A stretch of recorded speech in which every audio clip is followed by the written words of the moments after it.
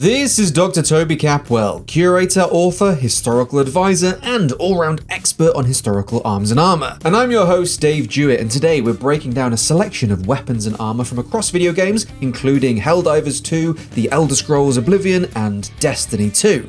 Am I supposed to be impressed? So this is guy? One of the more bizarre armors in The Elder Scrolls. It's called Daedric armor. For a big guy, he's got very small feet. Hey, that's me. And you know what that means. Small shoes. Be sure to check out our Patreon for a longer, deeper, extended edition of this video, as well as dozens of Director's Cut episodes. And be sure to check the links in the description below to find Toby's upcoming book, An Armourer's Album, which is now available to pre-order. We have a few more episodes, including Toby, in the works, featuring the designs of Doom the Dark Ages, Warhammer 40,000's Pariah Nexus, the Fallout TV show, and more. But we hope you enjoy the episode, and now, without further ado, I will throw it over to Toby.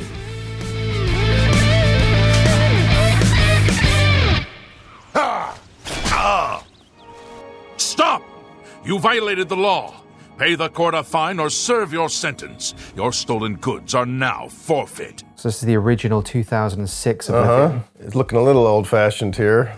Around 2006, I'm immediately looking at this and thinking, what films have they seen? What films of that time are influencing the design of this? Because there's a really strong interaction between film design and game design. And I'm thinking that because of these helmets these guys are wearing. They're vaguely Greek, ancient Greek, Hellenistic Greece helmets, but the angles of the cheek pieces are wrong and they're jutting way out here. That was a design choice that, as far as I know, first appeared in the Brad Pitt, Wolfgang Petersen Troy film.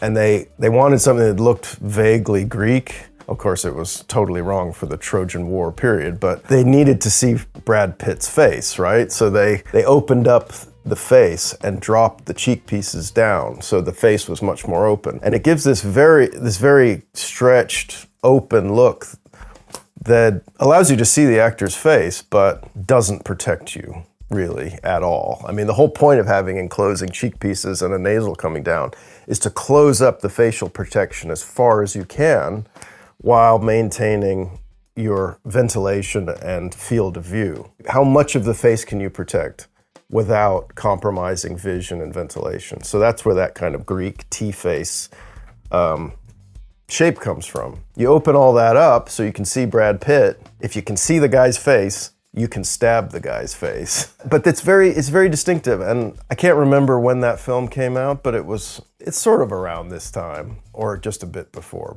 And it's kind of, the design of this is a little bit jarring because you've got some Greco-Roman influences combining with a more fully armored appearance. There's definite inspirations from the Roman period because they call themselves the Legion. And this faction that we're looking at, they're even the sort of city streets and the architecture is definitely inspired by Greek Roman history. Stop! You violated the law.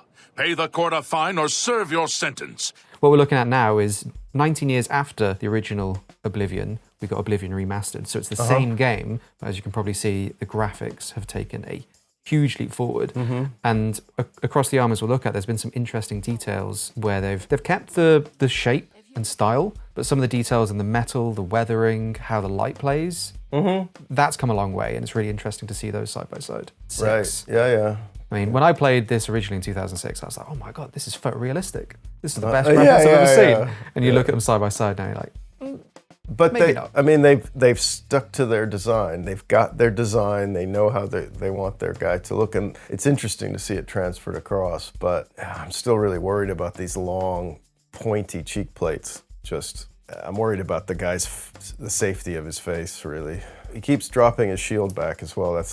That's a perennial problem in games animation. Is when a guy with a sword and shield strikes, his sword moves forward and his shield moves back. It happens a lot in choreographed fights and theater and TV and things too. Shield needs to stay in front of you or it's not going to do anything. But at the same time, a guy with this much plate armor I'm not sure he really needs a shield. He could probably be doing something more gainful with his other hand, like a two-handed axe or something like that. What does a shield get this guy when he's got that much plate on? When you learn to fight in full plate armor, one of the mental leaps as a fighter is learning that you don't need to block things.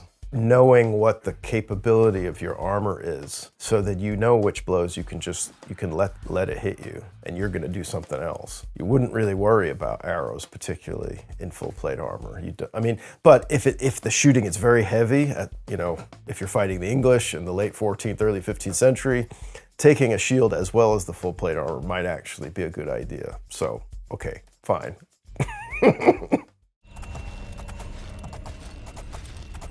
Now, what does he come as? So this is what the game calls elf armor. Right. Or elven armor. Yeah. Yeah, and again, 2006, this is right around the time of the Lord of the Rings films. So again, I think we're seeing some film influence in game with this kind of interleaving strap work, or I don't know what you want to call it. That wrapped, vaguely Egyptian quality of the breastplate. I wonder if that's been influenced by the elf armor, the elven armor in The Lord of the Rings, maybe? It's interesting you mentioned that because the game that came previously, the game that came before Oblivion was called Morrowind, that featured elf armor, but the aesthetics, there was quite a leap between those games. Yeah. So I think you might be right, there is a bit more Lord of the Rings elf in this than there was in Morrowind. Well, it's just kind of interesting that when in the popular culture, you get something like the Lord of the Rings films, which have a really new, really strong design aesthetic, where they've spent time with good designers and good craftsmen really creating a coherent design world.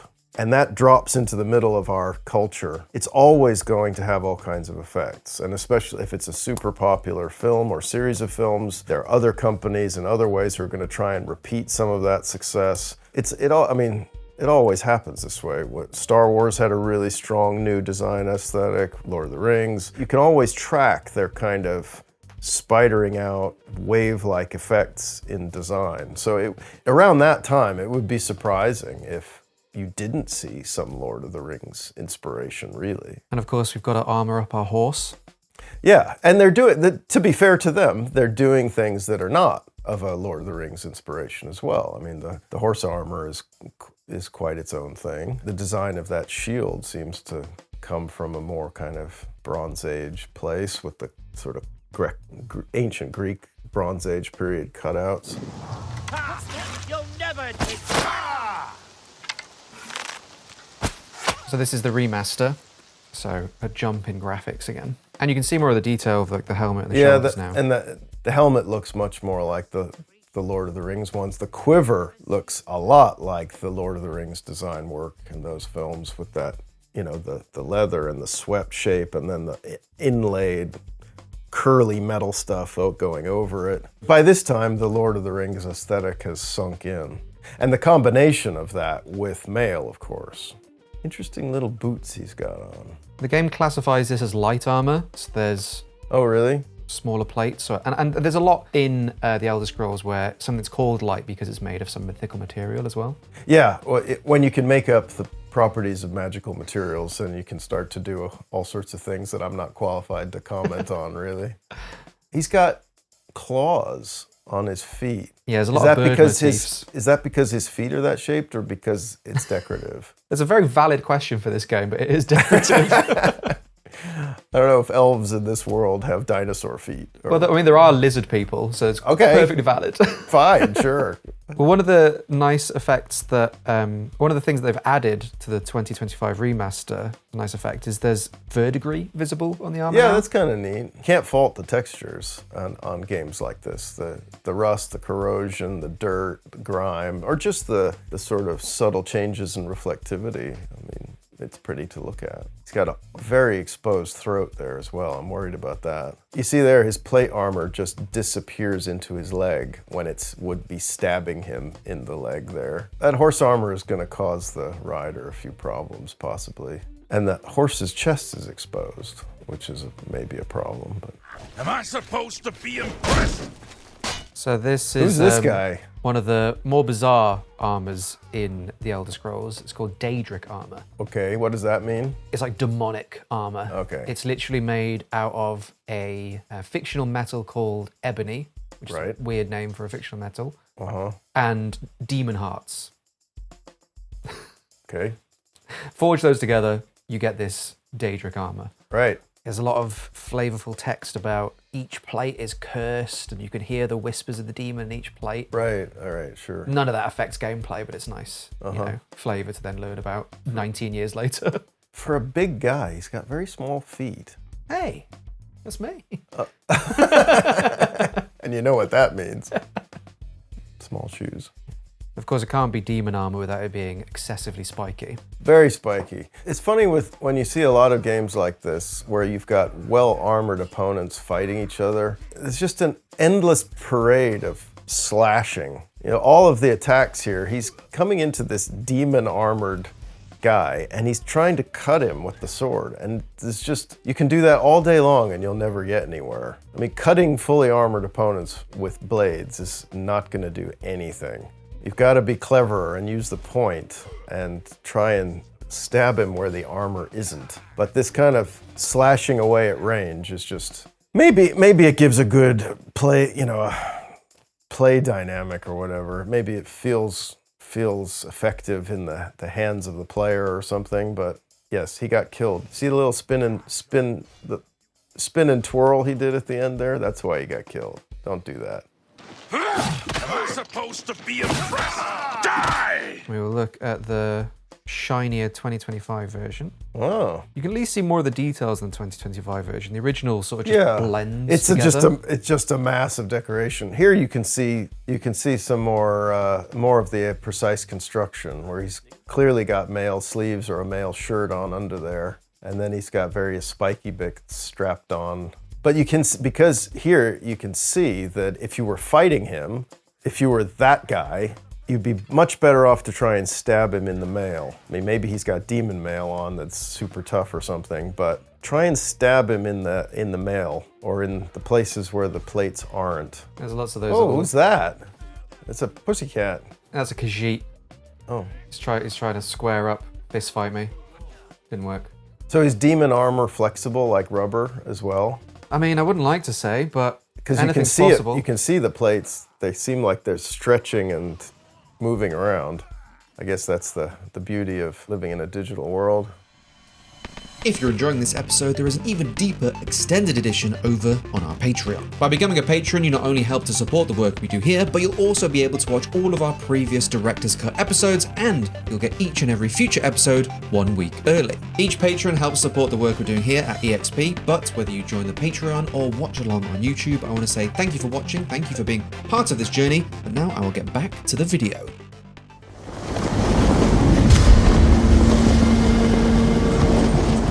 We're going to switch gears now and head to Japan.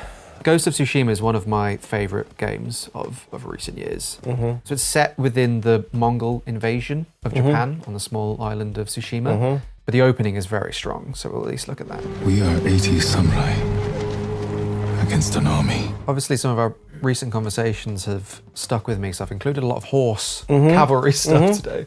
Yes, I mean, so far beautiful to look at. Yeah, it's a gorgeous game, very cinematic.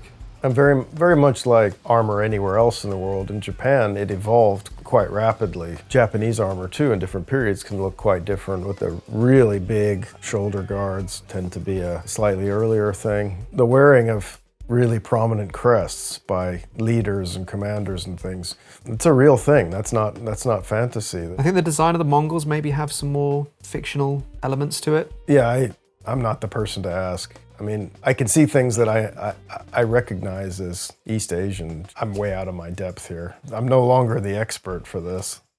I think an interesting point, though, just to be the advocate for more historical interaction in games or more reference to real history. And this, which is also striving to be something strongly historical. And look at the quality of what you're looking at. Look at the visceral kind of fidelity. And, compare that to the typical fantasy game. The real historical material gives you so much you could never make up. And there's such a strong continuity in everything. You know, the gear looks like it belongs in that environment. The interaction of textile, mail, plate, decoration, horse equipment, banners. Cutting away the question of whether it's accurate or not, just look at the quality of it. How does that compare in its visual impact, if nothing else? It's generally better. A lot better. You know, if you want to do a fantasy game, they're only as good as what you start with. Samurai or whatever. But look at this. I mean, look how gorgeous this is. So many hours when I played this game, it's just riding around, just exploring. Yeah.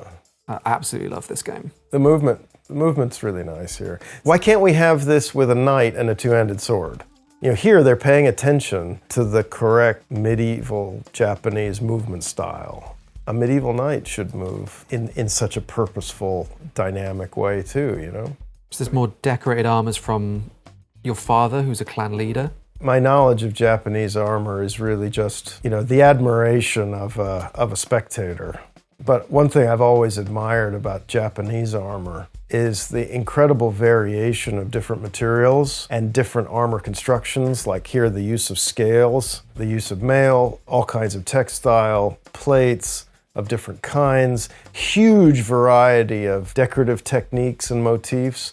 And yet, despite all of that variation, it still maintains this really strong visual identity. And that, I think, that's a really interesting thing to study from the point of view of design. The mask is made to make the samurai look like an oni, you know, or a troll or a demon or stuff that people believe in. So again, you have this interchange between the spiritual world and human reality. And if you can make your enemy believe that the two are bleeding together against them, that's pretty powerful. You're taking your opponent's beliefs and using them against him. It can be very powerful. And it looks amazing. You know, if these people, the samurai, are somehow divinely empowered, supernaturally empowered, if they look like that, if they look like those divine beings, then what they're claiming becomes true. It's like proof. You know, the knights of medieval Europe they're semi-divine beings who commune with warrior saints and angels and are part of the same system. He's obviously been training to fight since he's a child, so the power is not just conceptual. But you kind of combine the concept and the reality. It's enormously powerful. He's still got to walk the walk. None of the costume is any good if he can't actually fight. But the two kind of interact in all sorts of interesting ways. One thing I love about Japanese armor are the menpo, you know, the mask, face protection. What I love about those is that they're only the lower face. You know, they take the nose and the mouth and the kind of lower, the part of the face that defines what you look like. But the eyes and the upper part of the face is the person underneath. And there's this amazing, it's almost like a prosthesis. Such an amazing demonstration of that idea of armor turning the wearer into something else. I mean, I always thought the menpo is just a wonderful example of how that can happen, where you can see the wearer, but then he's being made to be something else, and there's nothing quite like it. I mean, I can't think of any other face armor that works in quite that way. There's a lot of mask stuff, but this idea of just putting a mask on the lower part of the face, the nose, and it's a really nice kind of metaphor for reality and fantasy. You know, the reality of the upper face and then the fantasy of that lower face, and they kind of blend together. This next game, Helldivers 2, this is completely sci-fi. Okay. Again, some things that speak to you. But okay. Like I said, just We'll see what happens. Have fun with it. But the setting is basically, have you seen Starship Troopers? I have. So highly satirical, democracy, all that stuff. Very same energy, fighting enemies of Super Earth. Got it. Self-conscious fascism. Yeah. Right. Yeah, it's very Starship Troopers. But freedom doesn't come free. Sweet liberty! I get it. Prove to yourself that you have the strength and the courage to be free. Pretty cutting, isn't it, really? Given where we are. The cape is very important to the Helldiver's The uniform. cape, you got it, yeah. The superhero. That's how you become a Helldiver. You've got to Gotta have the cape, right. But this is the default, most basic armor that Helldiver gets. The cape is funny. I'm not sure I've ever seen a kind of satirical use of a cape. That's a new one to me, but it seems to work. I guess they made fun of capes in the Incredibles. No capes! No capes! My kids like those. Well, it's funny because the environment and your equipment can affect your armor, that you will always end a round of Helldivers, or you should always end a round of Helldivers completely bloodied. But when you're using a jetpack, your cape gets caught. Despite how important the cape is to you, it gets caught in the exhaust and you can see it's all like frayed. It's getting burnt. Edges. Right. That's funny.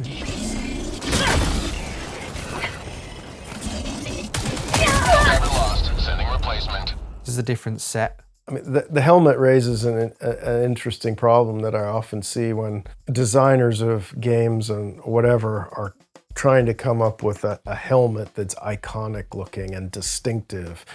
You know, it's a rule amongst in the living history world that you can make a bad armor look good with a really good helmet. Put a really good helmet on something and it makes the rest look good. Similarly, if you have an amazing armor and a bad helmet, the whole thing just looks bad. The helmet is such a point of focus. This guy's helmet reminded me of that because he's got something, the shape of which is derived from a medieval, probably from a jousting helmet, where you have this strong prow-shaped lower face, and then you have the sight, and then you have a swept back upper part. So it's got this strong kind of prow-like angularity. And those are the kinds of shapes that you really need to actually protect your face. And those are shapes that are derived from thinking about things hitting you and skating up into your face, trying to protect the eyes with some kind of architectural form. You know, a mask with eye holes is not doing anything for you, right? But shapes like that are purposeful. And I like design where the aesthetic, the forms grow out of some kind of real practical consideration. Even if it's only because you're copying something that has a practical consideration. But that's, again, a good reason why sci-fi or fantasy should look at real stuff, because it's abstracted in sci-fi, but that helmet has overall the shape of a late medieval or Renaissance jousting helmet. You mentioned sort of more anatomical masks and helmets. Yeah. This one is inspired by the Statue of Liberty. Oh, yeah? The That's kind theme of of interesting. democracy, sweet liberty. Yes. Well, with the bars and the windows. I've been up. You know, they closed it years ago, but in the 80s, I went up into the head of the Statue of Liberty and I looked out of those windows. And it was the most profoundly strange experience almost of my whole life. Because you're looking out of the crown of the Statue of Liberty, but you almost have the Statue of Liberty's perspective. You're above the eyes, but you basically are looking out of the eyes. Yeah. And you look down and you see this giant hand, carrying, the book or the tablets or whatever. I can't remember what they are. It's a quite an extraordinary thing. Because in Helldivers 2, with the whole militaristic element of it, you can see that the face looks like it's aping the Statue of Liberty, but it's angry. Yeah. It's like the Statue of Liberty, but as a war mask. Right. That's cool. Conceptually, I get that. I just don't like pure mask visors on armor very much. Well, at least these ones have eye covers. They've got, you could say this is some high-tech protective material. So, you could get around it that way. Even their sort of body language has a kind of satirical attitude towards it, doesn't it? The swagger. Yeah, the misplaced confidence of the fascist.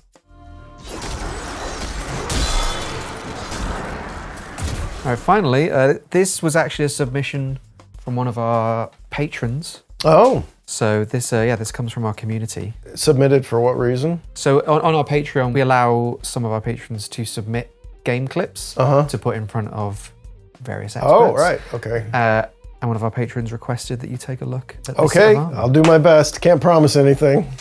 So this is Destiny 2, very sci-fi. Sci-fi mixed with magic. Yeah, but he's got a jousting helm on, which is cool. See how he's got this pattern on his face of this 3 little dots repeated? I wonder if that comes from late medieval brigandines, where the plates are attached with little trios of rivets just like that. It's a really, really distinctive visual feature, and it like catches your eye. I wonder if that's where they got that, just to use as a kind of decorative motif. Because every now and again, Destiny 2 will feature an armor that has some sort of historical nods. Because a lot of the other stuff is, like I said, very abstract science fiction. Yeah, it's fine. This has a distinctive look to it. I like the helmet, defines the aesthetic, you know. I'd love to see just one time you've got somebody who uses a sword that doesn't put it on his back, though.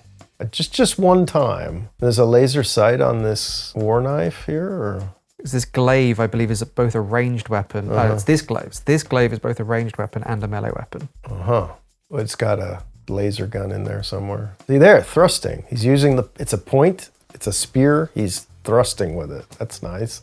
I called that weapon a war knife before rather than a glaive. A war knife is a medieval term. You get it in inventories in the 13th century, and that's exactly the period when you see depictions of knights carrying weapons that basically look like giant kitchen knives or variations on that. And I was moved to call this one a war knife because the blade is more of the total length of the weapon than the grip, whereas a staff weapon like a glaive or a poleaxe or whatever is mostly staff with a blade at the end. Whereas if you have a big old blade with a shorter hand grip, it reminds me of these 13th century war knives.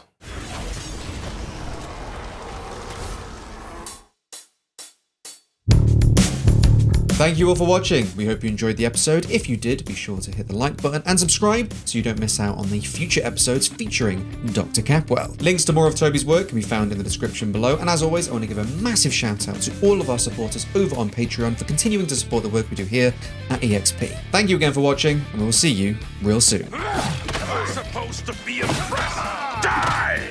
You should have paid the fine. Die! The best you can do. Die! Let's get this back!